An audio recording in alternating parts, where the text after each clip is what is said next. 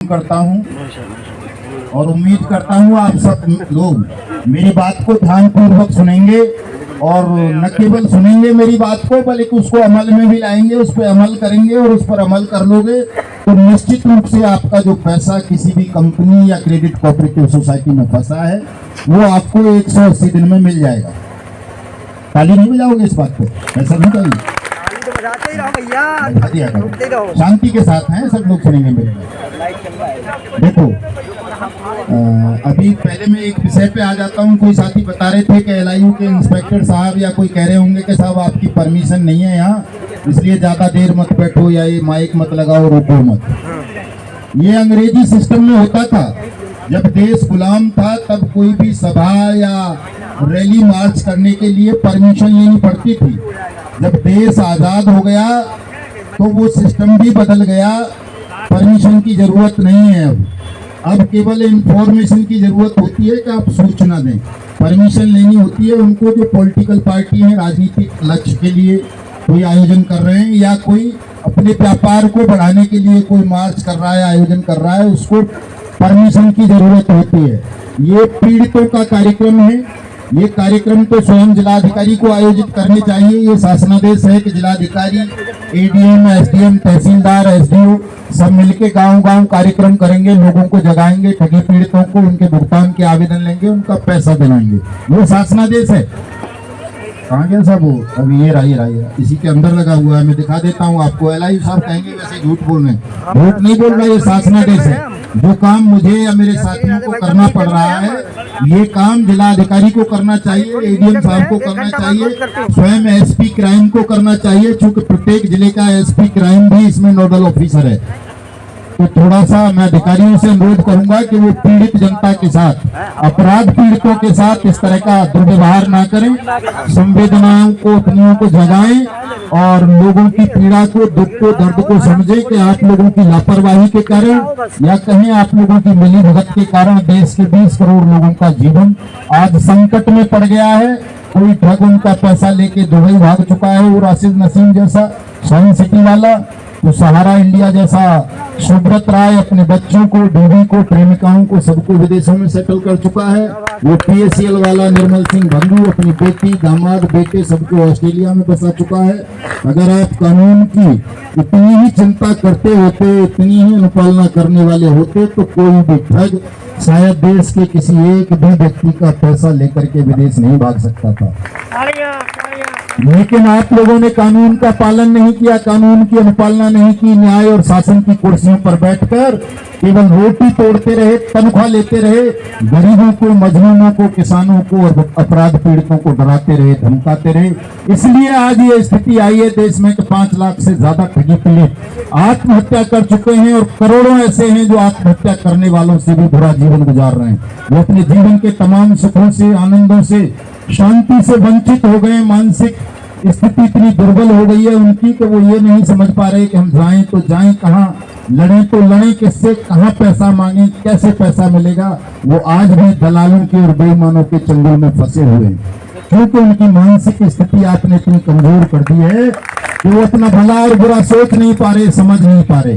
अगर देश के शासन में बैठे हुए लोग, प्रशासन में बैठे हुए लोग थोड़े से भी ईमानदार हो जाएं, थोड़ा सा भी कानून की इज्जत करने लगे, थोड़ा सा भी देश की पार्लियामेंट की इज्जत करने लगे तो ये कोई बड़ा काम नहीं है 20 करोड़ ठगी पीड़ितों का भुगतान करवा देना। इसके लिए बाकायदा 1978 में एक एक्ट बना था,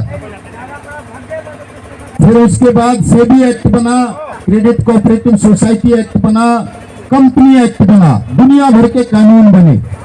सुप्रीम कोर्ट का फैसला आया 2012 में कि तमाम ठगी पीड़ित जमाकर्ताओं का पैसा 90 दिन के अंदर 15% ब्याज के साथ वापस सरकार करे।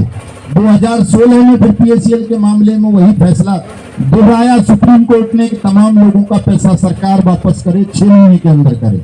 लेकिन आज तक किसी का भी पैसा वापस नहीं सरकार ने किया। इसका मतलब है कि जो सरकारी पदों पर बैठे हुए लोग हैं वो लापरवाह हैं, निकुंबे हैं, जानबूझकर आपका पैसा नहीं देना चाहते। और आप पर केवल कानून का डंडा चलाना चाहते हैं। जहां उन्हें चलाना चाहिए अपराधियों पर और ठगों पर, वो डंडा वहां उनका मौन हो जाता है, शांत हो जाता है, दोस्ताना व्यवहार करने लगता है ठगों के साथ। सुब्रत राय सहारा जैसा आदमी जिसने 13 करोड़ लोगों की जिंदगी नरक बना दी, 13 करोड़ लोगों की मेहनत का पैसा हड़प लिया उस आदमी ने, वो आज देश के रक्षा मंत्री के साथ, उत्तर प्रदेश के मुख्यमंत्री के साथ, पुलिस की सुरक्षा में बाकायदा, दिल्ली पुलिस की सुरक्षा है, उत्तर प्रदेश की सुरक्षा है, जिस राज्य में जाता है वहां की पुलिस उसको एस्कॉर्ट करती है, उसकी सुरक्षा में खुलेआम घूम रहा है ऐसा आदमी जिसने 13 करोड़ लोगों की जिंदगी नरक बना दी, तबाह कर दी, जिसके खिलाफ हजारों वारंट हैं गिरफ्तारी के, जिसके खिलाफ हजारों मुकदमे हैं संगीन अपराधों के, वो आदमी खुला घूमता है, पुलिस सुरक्षा में घूमता है। और जब कहीं किसी राज्य की ईमानदार पुलिस, ईमानदार अधिकारी कोई उसको गिरफ्तार करने जाता है या तलाश करने जाता है तो कह दिया जाता है कि साहब वो मिल नहीं रहा। अरे जो आदमी पुलिस की सुरक्षा में चल रहा है, जिसको पुलिस सिक्योरिटी दे रही है, वो कहाँ जाएगा?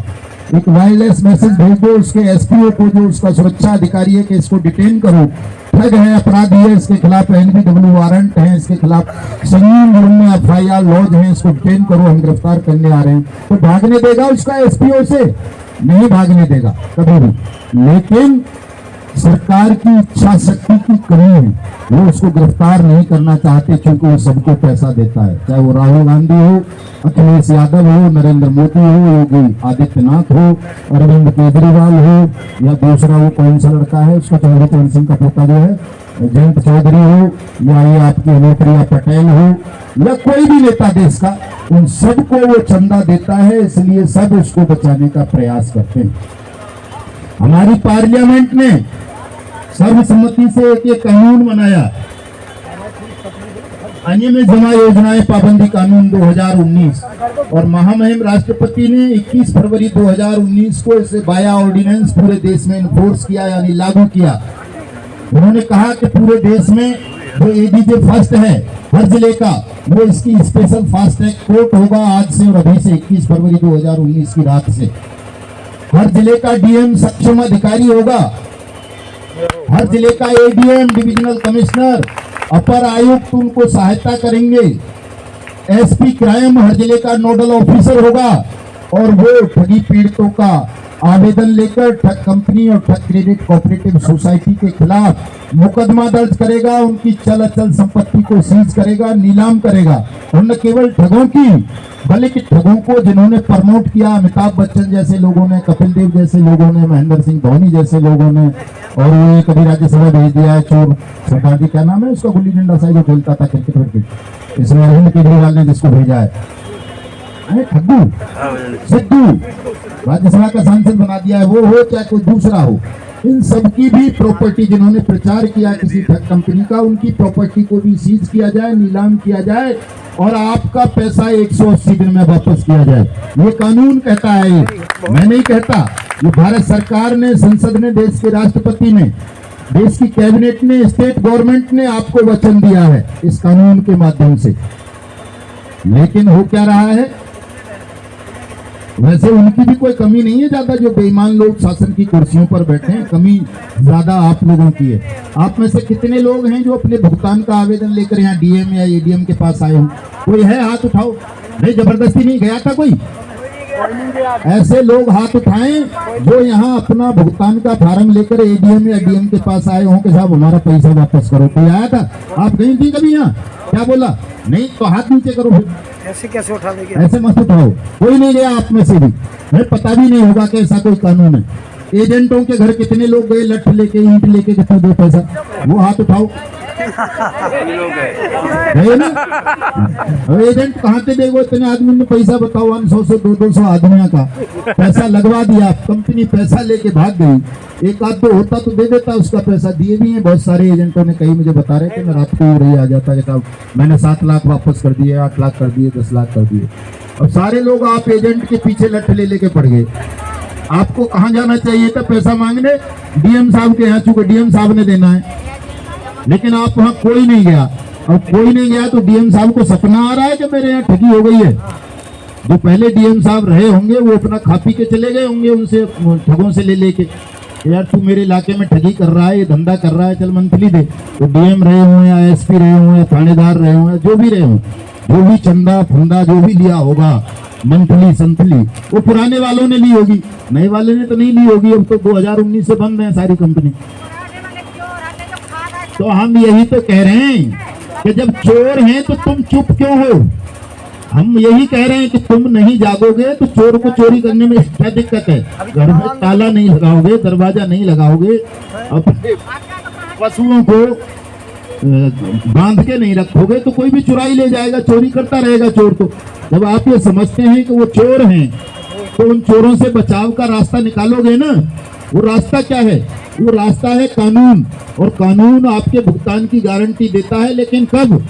जब आप अप्लाई करोगे, आवेदन करोगे, तब। घर थोड़ा ही आएंगे डीएम साहब या एसपी साहब आपका पैसा लेके कि भाई बताओ कौन कौन है। वो घर तो आपके केवल उसके लिए आएंगे, कैंप लगाने के लिए कि आपको अवेयर करना है कि भाई आप ऐसी स्कीम्स में ना फंसे, इनके झांसे में ना आए, और अगर फंस गए हो तो अपना आवेदन फाइल करो। जब आपका आवेदन जाएगा तब वो उस पर कार्रवाई करेंगे, आपका पैसा देंगे। ये प्रोसेस है। आप प्रोसेस प्रक्रिया को फॉलो नहीं करोगे, प्रक्रिया का पालन नहीं करोगे, आवेदन नहीं करोगे तो कौन आपका पैसा दे रहा है? बहुत सारे जनपदों में मैं गया, बहुत सारे डीएम्स ने मुझे कहा जी कोई आया ही नहीं लेने, या कभी भुगतान फाइल ही करने नहीं आया, तो हम किसको दें? कईयों ने तो ये तक कह दिया कि जी हमें पता ही नहीं है। लेकिन ऐसा अब नहीं है। अब तो हम ये शासनादेश साथ लेके चलते हैं, दिखाते हैं तो देखो साहब ये शासनादेश है, आप अपनी साइट पे देखो, अपनी फाइल में डलवाओ। 4 हैं। अभी हमारी उत्तर प्रदेश की सरकार ने तो एक और तीसरा शासनादेश इशू किया है कि भाई सब जो है अपने अपने कार्यालयों के बाहर पद पट्टिका लगाएंगे, पीआईडी एक्ट की भी, बर्ड्स एक्ट की भी, ताकि लोगों को पता चले कि ये आदमी है, ये आदमी है, इस ऑफिसर के यहाँ हमें अपना भुगतान का आवेदन फाइल करना है। आपके यहाँ शायद नहीं होगी अभी, अगर होगी तो ठीक है, नहीं होगी तो आज ही हम बात करेंगे, कहेंगे उनसे लगाइए, यहाँ शासन का आदेश है, ये हमारा थोड़ा ही है। और अगर नहीं लगाओगे हम शासन से शिकायत करेंगे आपकी कि साहब ये शासनादेश का उल्लंघन कर रहे हैं, ये अधिकारी लोगों को डराते धमकाते हो रहे हैं, मालिक बने हुए हैं। मालिक नहीं है ये दिमाग से अपने से निकाल दो बिल्कुल।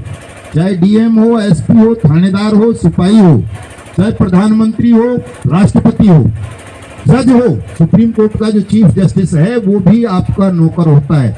आईपीसी 1860 का पहला सेक्शन ये कहता है कि शासन से वेतन भत्ते प्राप्त करने वाला प्रत्येक व्यक्ति पब्लिक सर्वेंट है। पब्लिक कौन है? आप ही हो ना पब्लिक।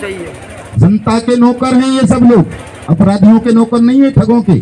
उनमें तो लठ मार सकते हैं, उन्हें कैद भेज सकते हैं, लेकिन आप जैसे निर्दोष लोगों को, जो अपराध पीड़ित हैं, उनको ये डरा धमका नहीं सकते, भगा नहीं सकते। आप तो रात के 2 बजे भी जाओगे, डीएम का दरवाजा खटखटाओगे, हमारे साथ ये अपराध की घटना घटित हुई है, डीएम को उठना पड़ेगा, चाहे सोता हुआ हो। 24 घंटे का नौकर होता है आईएएस आईपीएस ऑफिसर सरकार का।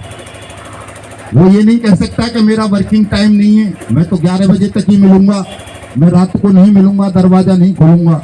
अगर जनता चाहेगी, जनता जाएगी, उसे अपने अधिकार का पता होगा तो रात के 2 बजे भी उसे उठ के आना पड़ेगा। आता है ना, जब कोई कहीं हादसा हो जाता है तो देख लो, पता चलती है कमिश्नर साहब आ रहे हैं या डीजी साहब आ रहे हैं या चीफ सेक्रेटरी साहब आ रहे हैं या सीएम साहब आ रहे हैं, तो रात को ही डीएम साहब आ जाते हैं ना साफ सफाई करवाने सब। तो वो 24 घंटे के नौकर होते हैं। और किसके नौकर होते हैं? जनता के नौकर होते हैं। जनता के क्यों होते हैं? आपके वोट से प्रधानमंत्री बनता है, आपके वोट से मुख्यमंत्री बनता है, आपके वोट से एमएलए बनता है, आपके वोट से एमपी बनता है। आप लोग वोट नहीं दोगे तो कोई एमएलए एमपी प्रधानमंत्री बन जाएगा? नहीं बनेगा। नहीं बनेगा ना। कौन बनेगा? प्रधानमंत्री और एमएलए एमपी की तो छोड़ो, कुछ भी नहीं रहेगा, जेब कतरा रहेगा। और जेब कतरा को तो सिपाही भी लठ मारता है पकड़ पकड़ के। ये राजनीति में ज्यादातर लोग हैं जेब कतरे टाइप के लोग हैं, वो सब। इनको पुलिस जीने देगी अगर ये राजनीति ना करे तो। लेकिन आप लोगों ने देश के अपराधियों को, क्रिमिनल्स को ताकत दी है, और वो आज देश की संसद में बैठे होते हैं, विधानसभाओं में बैठे होते हैं, और वो तमाम ऑफिसर्स को अपने हिसाब से चलाते हैं।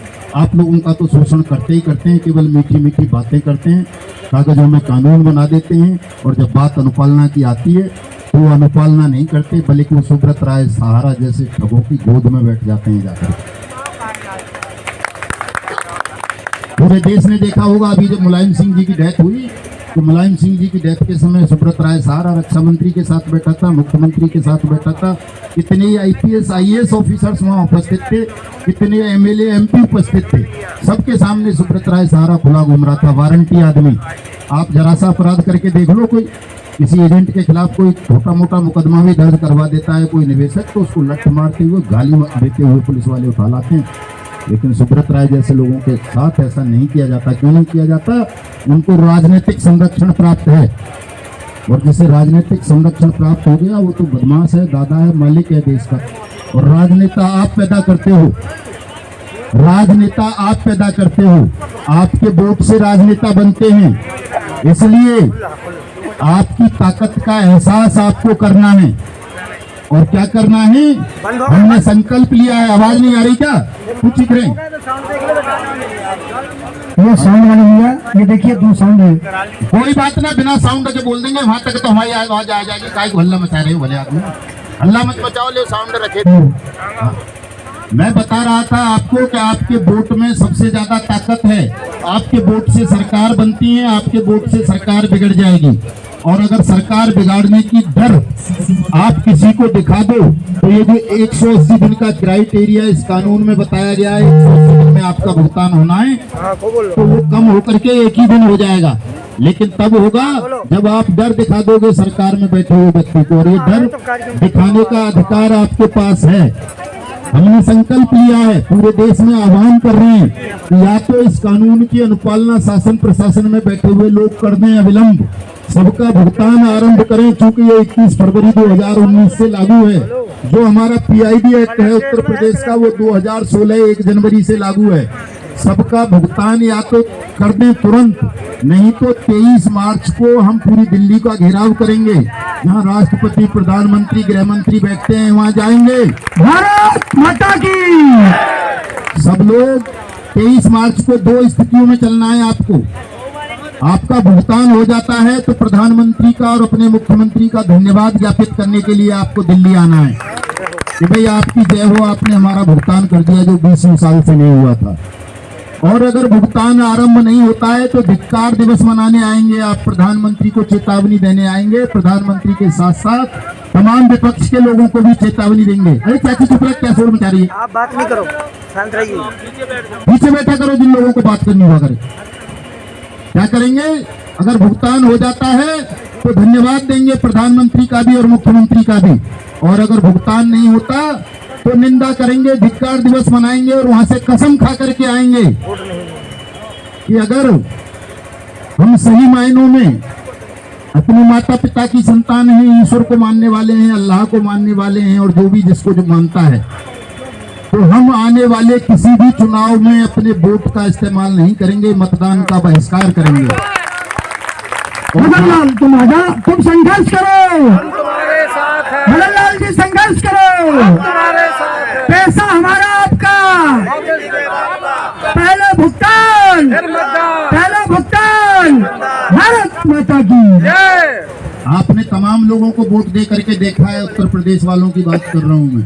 आपने मायावती को चीफ मिनिस्टर बनाया, आपने अखिलेश यादव को चीफ मिनिस्टर बनाया, अब दूसरी बार इनको बाबा जी को बना दिया चीफ मिनिस्टर। तो सभी देख लिए तकरीबन आपने। और ये समस्या आपकी पहले से ही चल रही है, तब से ही किसी का भुगतान नहीं हो रहा। तो अब इस बार किसी को चीफ मिनिस्टर नहीं बनाना, किसी को MLA नहीं बनाना, किसी को MP नहीं बनाना है। भैया हमें वोट ही नहीं डालना है, वोट हमारा है तो राज भी हमारा होना चाहिए। कम से कम हमारी जो मेहनत का पैसा तुमने प्रभु के हवाले करवा दिया है उसे तो वापस करवाओ। इतनी सी मांग कर सकते हो या नहीं? कानून आपको अधिकार देता है इस मांग का, तो और कोई कानून ना भी दे तो भी नैसर्गिक अधिकार है आपका कि आप अपनी पीड़ा, अपना दुख, अपना व्यक्त करें शासन के सामने। राजा महाराजाओं के सामने लोग व्यक्त करते थे, ये तो प्रजातंत्र है। आपके नौकर हैं, ये आपके गुलाम हैं। आपने देखा होगा जब किसानों ने आंदोलन किया तो सरकार में बैठा हुआ व्यक्ति, ऐसा आदमी नरेंद्र मोदी जैसा 56 इंच का आदमी, वो 56 इंची सीने वाला, जो ये कहता था कि ये किसान नहीं है, खालिस्तानी है, उग्रवादी है, पाकिस्तानी है, आंदोलनजीवी हैं, उनके सामने रोया, माफी मांगी उन किसानों से सुबह सुबह, और वो कानून वापस लिए तीनों जो किसानों के लिए उसने बनाए थे।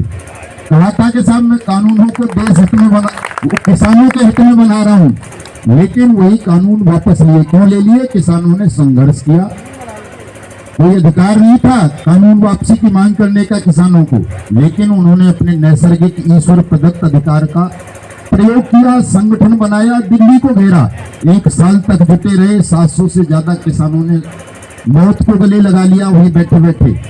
तो प्रधानमंत्री को झुकना पड़ा, सारी दुनिया में थोपी हुई कि तू कैसा 56 इंची प्रधानमंत्री है, तेरी राजधानी की सीमा पर बैठे हुए किसान अन्नदाता जो है मर रहे हैं भूख से प्यास से, और तुझे उनकी पीड़ा दिखाई नहीं दे रही, तो उसे झुकना पड़ा उनके सामने। आप तो 5 लाख मर चुके हो, लेकिन मरना भी ठीक से नहीं आया।